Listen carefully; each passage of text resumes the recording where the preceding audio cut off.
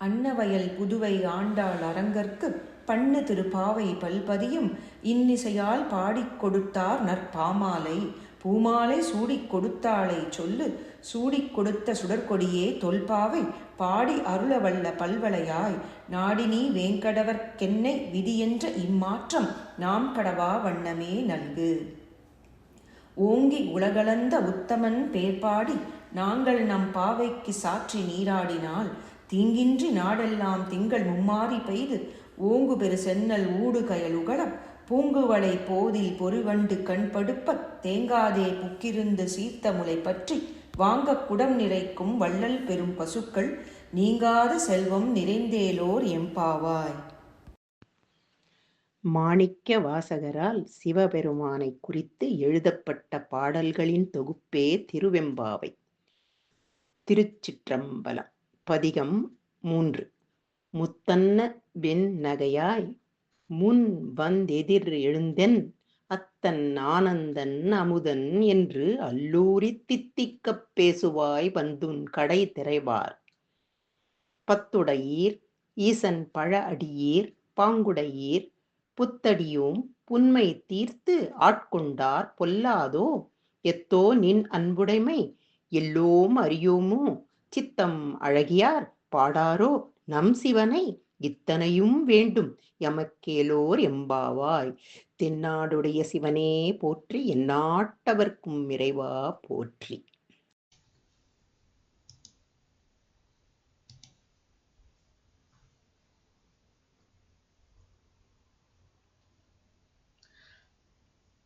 இன்றைக்கு நாம் பார்க்கக்கூடிய இந்த திருவெம்பாவையும் திருப்பாவை இரண்டுத்துலேயுமே நாம் ரொம்ப ஒரு அருமையான ஒரு விஷயம் கடலை சம்பந்தப்படுத்தியும் அப்புறம் இருக்கு.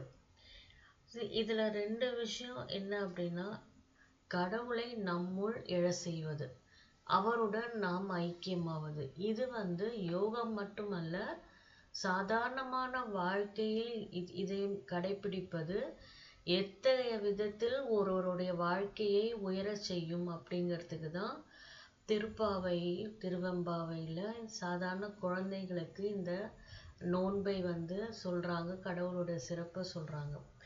ஸோ இப்போ திருப்பாவையில் ஓங்கி உலகளந்த உத்தமன் பேர் பாடின்னு சொல்லும் போது வாமன அவதாரத்தை இங்க ஆண்டாள் பாடுறாங்க. எப்படி ஒரு அசுர ராஜா தனக்கே எல்லாம் வேணும், இந்த உலகம் தனக்கு, அவர் நல்லவரா இருந்தாலும் அந்த ஒரு அசுரத்தன்மை உள்ள இருக்கு. இந்த அசுரத்தன்மை அப்படின்னு சொல்லும் போது நேச்சுரலா ஒருத்தர் கடவுளை வழிபடுவதற்கு மிகப்பெரிய தடை இந்த 3 குணங்களான ரஜஸ், சாத்விகம் அண்ட் தமஸ் 3மே ஒரு பேலன்ஸ்டு ஸ்டேட்ல இல்லைன்னா இறைவரை நாம் அடைய முடியாது. அதுவும் அந்த அசுர குணம் அப்படிங்கிறது ரொம்ப பெரிய ஒரு அழிவை கொடுக்குது. ஸோ அந்த மாதிரி எனக்கு அப்படிங்கிறதே கடவுளுக்கு எதிரான ஒரு வார்த்தை, என்னுடையது எனக்கு அப்படின்னு சொல்லும் போது. அதனால இங்க என்ன சொல்றாங்க, நீ இப்படி எப்பேற்பட்ட இந்த பலி மகாராஜை பெருமாள் அழித்து அவன் சரணாகதி அடையும் பொழுது அவனை விடுவித்து அவருக்கு அந்த நல்ல குணத்தை, சாத்வீகம் மட்டுமே, கடவுளை அந்த சரணாகதி வராங்கன்னா சாத்வீகத்துக்கு வந்துட்டாங்கன்னு அர்த்தம், தன்னுடைய தவறு தெரிஞ்சிருச்சுன்னு அர்த்தம். அது போலதான் நீயும் என்ன பண்ணணும், உன்னுடைய பாவை நோன்பில் இருக்கும் பொழுது இந்த ரஜோகுணம், தமஸ் இது எல்லாத்தையும் தள்ளி வச்சுட்டு ஒரு நல்ல ஒரு சாத்வீகமான சரணாகதியை நீ அடைந்தினா என்ன நடக்கும் அப்படின்னா, ஒரு நல்ல ஒரு ஆன்மா இத்தகைய ஒரு நல்ல குணத்துடன் ஒரு திருவுரு மாற்றம் அப்படிங்கிற அந்த ஒரு டிரான்ஸ்ஃபர்மேஷன் அங்கே மாறுறாங்கல்ல, அந்த மாதிரி மாறும் பொழுது உள்நிலை அப்படியே அவ்வளோ ஒரு கடல் போல விரியுது. அந்த கடல் போல விரியும் பொழுது அதை வாங்கக்கூடிய ஒரு பாத்திரமாக அந்த ஜீவனானது, அந்த ஆத்மாவை தாங்கி கொண்டிருக்கக்கூடிய உடலானது ஆகின்றது. அப்போ என்ன நடக்குது?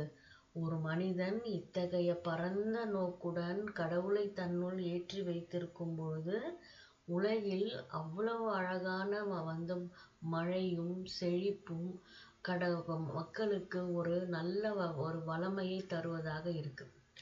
அடுத்தது நம்ம பார்க்கக்கூடிய இன்னொரு இந்த திருவெம்பாவை அப்படின்ற விஷயம் எப்படி நமக்கு வருது அப்படின்னு பார்க்கும்போது, முத்தன்ன விண்ணகையாய் முன்வந்து எதிர் எழுந்தன் அத்தன் அனந்தன் அப்படின்னு இப்ப முத்து போல வந்து வெண்மையும் தூய்மையும் சிம்பாலிக்கா நம்ம முத்தை தான் சொல்லுவோம், பேர்ல். அப்போ இது மாதிரி வந்து ஒரு பெண் ஒரு கடவுளை வந்து தூய்மையான மனதுடன் பக்தியுடன் வந்து பிரார்த்தனை செஞ்சு பாராட்டி அவர் மேல் அன்பு கொண்டு இருந்தால் கடவுள் உள்ள இருக்காருன்னு அர்த்தம். ஆனா சடனா என்ன நடக்குது? நாம பண்ற பக்தி கரெக்டு தானா, நாம செய்யற பக்தி சரியா அப்படின்னு ஒரு சந்தேகம் மனதில் எழும்பொழுது அந்த வழியில் வரக்கூடிய மற்ற ஆன்ம விழிப்படைந்த ஆன்மாக்கள் வந்து என்ன சொல்றாங்க, அந்த கடவுளை புதிதாக அந்த பாதையில் கடவுளை தன்னுள் மலரச் செய்கின்ற பாதையில அந்த டிரான்ஸ்ஃபர்மேஷன் அந்த பாதையில வந்து தைரியம் கொடுக்குறாங்க. வந்து இந்த மாதிரி நீ அருமையானவள், இவ்வளோ நல்ல தூய்மையா பேசக்கூடிய நீ, ஏன் உனக்கு இந்த பயம் வந்தது, சந்தேகம். ஸோ இந்த பயம் சந்தேகம் ரெண்டுமே அசுர குணம் தான். ஸோ இந்த குணம் நமக்கு இருக்கும் பொழுது ஒரு கடவுளை நாம் அகைன் ஒரு வேலி போட்டு தடுக்கிறோம். ஸோ அந்த மாதிரி தடுக்கும் போது என்ன நடக்கும்? நம்ம திரும்பவும் கடவுள்கிட்ட அன்பு இருக்கான்ற சந்தேகம் வந்துடுச்சுன்னா நம்ம வந்து பாதையில நாம் முன்னேறி செல்ல முடியாது. ஸோ அப்போ என்ன பண்றாங்க? சித்தம் அழகியார் பாடாரோ நம் சிவனை இத்தனையும் வேண்டும் நமக்கெல்லோர் எம்பாவாய். நீ வந்து இந்த நாங்க இத்தனை பாதையில அவைக்கனாய் வந்தாலும் கூட நீ புதிதாக வருவதாக இருந்தாலும் உன்னிடத்திலும் அந்த கடவுள் ஒரே மாதிரியான அன்பை மட்டும்தான் காட்டுவார். நாங்க ரொம்ப நாளா வந்து கடவுளை வந்து உள்ள கிரகிச்சு வச்சிருக்கோன்றதுனால நாங்க உயர்ந்தவர்களும் இல்லை, நீ இப்பதான் வந்து இந்த நோன்புக்குள்ள வந்து இந்த கடவுளை நீ புரிதலுக்கு நீ இந்த வரும்பொழுது சிவனை ஆராதிக்க தொடங்குறன்ற போது அன்பு செய்யும் பொழுது நீ வந்து குறைவான நிலையிலும் இல்லை, எல்லாவரும் கடவுளுக்கு முன் சமம் அப்படின்னு சொல்றதுதான் இந்த ரெண்டு விஷயம் வேர்சஸ்லயும் நம்ம பார்க்குறோம். இங்க வந்து நம்ம பார்க்கலாம், டிஃபீட் ஆஃப் ராவணா அப்படிங்கிற writings in Bengali and Sanskrit by Sri அரபிந்தோல இந்த அழகான இந்த ஈகோவும் இந்த தவறான மனநிலை உயர்வு தாழ்வுலாம் எப்படி இருக்குன்றது நம்ம அவர் எழுத்துக்கள்ல பார்க்கலாம். Protected by Varuna in the sea one can never cross. இது யார் சொல்றா? ராவணன் வந்து அவன் அவ்வளோ ஒரு கர்வத்துடன் அவன் பேசுறான்.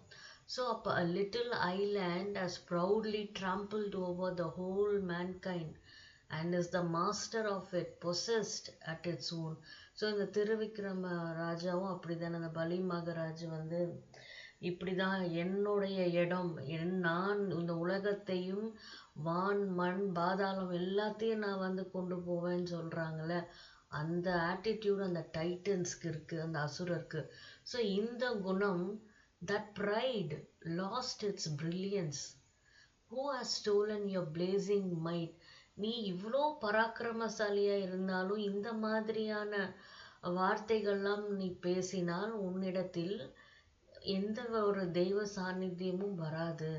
So is it Krishna or Mahadeva or any other bold enough in the still night trembling to enter Lanka while she lay asleep? ஃபுல்லாக வந்து ஒரு பெருமிதத்தை தான் நம்ம இங்கே பார்க்க முடியும். ஸோ இந்த குணம் கடவுளுக்கு ஏற்ற குணம் அல்ல அப்படிங்கிறது.